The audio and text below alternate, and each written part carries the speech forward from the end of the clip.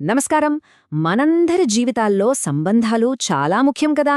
వాటిని ఇంకాస్త మెరుగుపరుచుకోవడానికి ఓ అద్భుతమైన గైడ్ గురించి ఈరోజు మనం మాట్లాడుకుందాం. అదే డేల్ కార్నెగీ రాసిన how to win friends and influence people. ఇది దాదాపు 90 ఏళ్ల క్రితం రాసినా సరే ఇందులోని సూత్రాలు ఈనాటికి మన సోషల్ లైఫ్కి ఒక పర్ఫెక్ట్ ప్లేబుక్లా పనిచేస్తాయి. మనలో మనం గమనిస్తూనే ఉంటాం. కొంతమందుంటారు, వాళ్ళు ఎక్కడికి వెళ్ళినా సరే చాలా సులువుగా అందరితో కలిసిపోతారు. స్నేహితుల్ని చేసుకోవడం వాళ్లకు చాలా తేలికైన విషయం. కానీ ఇంకొందరికి మాత్రం ఇది చాలా కష్టంగా అనిపిస్తుంది. అసలు ఎందుకిలా? ఈ తేడాకు కారణమేంటో ఈ పుస్తకం మనకు చాలా స్పష్టంగా వివరిస్తుంది. సరే, ఈరోజు మనం కార్నెగీ ప్లేబుక్ను 4 ప్రధాన భాగాలుగా చూద్దాం. మొదటగా అసలు మనుషులతో ఎలా మెలగాలో కొన్ని ప్రాథమిక సూత్రాలు. ఆ తర్వాత ఇతరులు మనల్ని ఇష్టపడేలా చేసే 6 సింపుల్ మార్గాలు. ఇక మూడోది మన ఆలోచనలతో ఇతరులను ఎలా ఒప్పించాలి. చివరిగా ఎవరినీ నొప్పించకుండా లీడర్గా ఎలా ఉండాలో కూడా తెలుసుకుందాం. ఇక మొదటి విభాగానికి వచ్చేద్దాం. వ్యక్తులతో వ్యవహరించడం. ఇతరులను ప్రభావితం చేసే ముందు అసలు మనుషులతో ఎలా నడుచుకోవాలో బేసిక్స్ అర్థం చేసుకోవడం చాలా ముఖ్యం కదా. దీనికోసం మనం 3 ప్రాథమిక పద్ధతుల గురించి తెలుసుకుందాం. మొదటి సూత్రం చాలా సింపుల్గా ఉంటుంది. విమర్శించొద్దు, కంప్లైంట్ చెయ్యొద్దు. ఎందుకంటే మనం ఎవరినైనా విమర్శించినప్పుడు వాళ్లు వెంటనే డిఫెన్స్లోకి వెళ్ళిపోతారు. అది వాళ్ల సెల్ఫ్ రెస్పెక్ట్ను దెబ్బతీసి మనపై కోపాన్ని పెంచుతుంది. అందుకే విమర్శించే బదులు వాళ్లను అర్థం చేసుకోవడానికి ప్రయత్నించాలి. వాళ్లు అలా ఎందుకు ప్రవర్తిస్తున్నారో ఒక్కసారి ఆలోచించాలి. డేల్ కార్నెగీ ఎంత బాగా చెప్పారో చూడండి. విమర్శించడం ఎవరైనా చేయగలరు, కాని దాన్ని ఆపడమే నిజమైన తెలివికి సంకేతం. విమర్శ వల్ల అప్పటికప్పుడు మనకేదో సాటిస్ఫాక్షన్ దొరకొచ్చేమోగాని లాంగ్ రన్లో అది మన సంబంధాలనే పాడుచేస్తుంది. ఇక రెండో ముఖ్యమైన సూత్రం, ఇతరులని ప్రభావితం చేయడంలో ఉన్న అసలు సీక్రెట్ ఏంటో తెలుసా? ప్రతి మనిషికి వాళ్లు ముఖ్యమైనవాళ్లు అనిపించుకోవాలి, ప్రశంసలు పొందాలి అనే బలమైన కోరిక ఉంటుంది.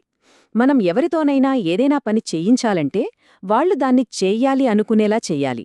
అది కేవలం నిజాయితీ అయిన ప్రశంసతోనే సాధ్యం. అయితే ఇక్కడో చిన్న విషయం గుర్తుపెట్టుకోవాలి.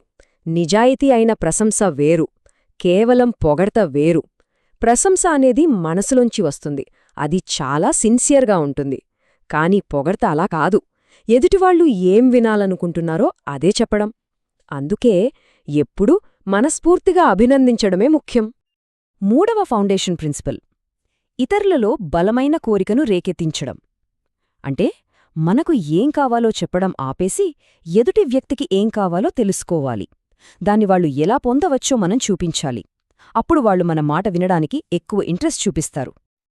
సరే, ఇప్పుడు మన ప్లేబుక్లో రెండవ విభాగానికి వెళదాం. ఎదుటివాళ్లు మనల్ని నిజంగా ఇష్టపడాలంటే ఏం చెయ్యాలి? దీనికోసం కార్నెగీ ఒక 6 సింపుల్ టెక్నిక్స్ చెప్పారు. ఈ 6 సూత్రాలని ఓ చెక్లిస్ట్లా చూద్దాం. ఫస్ట్, ఇతరులపై నిజమైన ఆసక్తి చూపించడం. సెకండ్, ఒక చిన్న చిరునవ్వు. థర్డ్, వాళ్ల పేరును గుర్తుపెట్టుకోవడం. ఫోర్త్, మంచి శ్రోతగా ఉండటం, అంటే వాళ్లు చెప్పేది శ్రద్ధగా వినడం. ఫిఫ్త్, వాళ్లకు ఇష్టమైన టాపిక్స్ గురించి మాట్లాడడం. అండ్ సిక్స్త్, అన్నింటికన్నా ముఖ్యంగా వాళ్లను ముఖ్యమైన వాళ్లుగా ఫీల్ అయ్యేలా చేయడం, అది నిజాయితీగా. ఈ సూత్రాలలో ఒకదాన్ని కొంచెం డీప్గా చూద్దాం. ఒకరి పేర్ని గుర్తుపెట్టుకోవడం.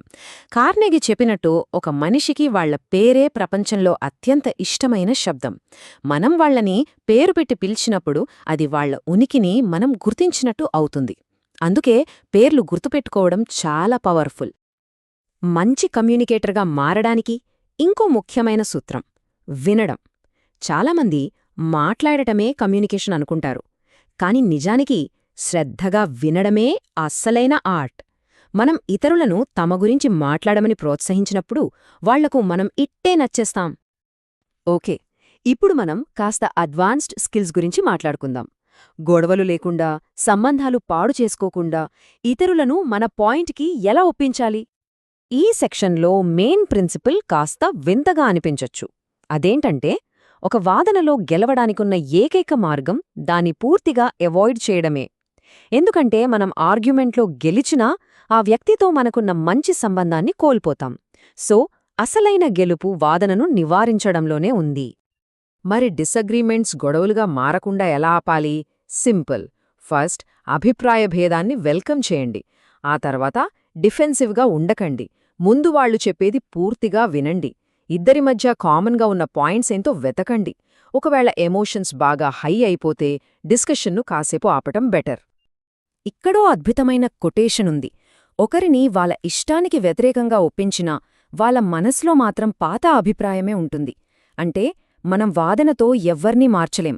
పైగా అలా చేయడం వల్ల వాళ్ళు తమ అభిప్రాయానికి ఇంకా గట్టిగా అతుక్కుపోతారు.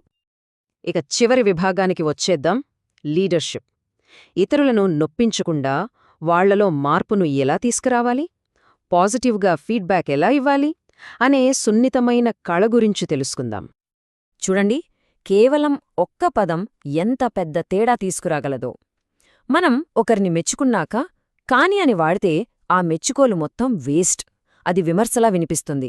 అదే ప్లేస్లో మరియు అని వాడితే అది వాళ్లను ఎంకరేజ్ చేసేలా ఉంటుంది.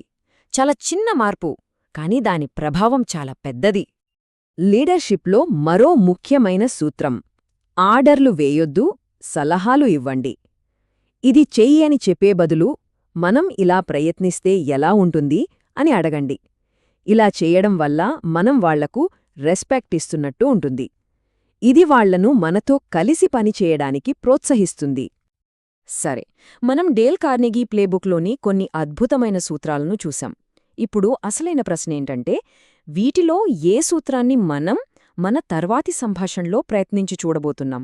దీన్ని కేవలం సమాచారంగా కాకుండా ఆచరణలో పెట్టే ఒక సవాలుగా తీసుకుందాం. ఎందుకంటే ఒక్క చిన్న మార్పు కూడా మన సంబంధాల్లో చాలా పెద్ద పాజిటివ్ మార్పును తీసుకురాగలదు.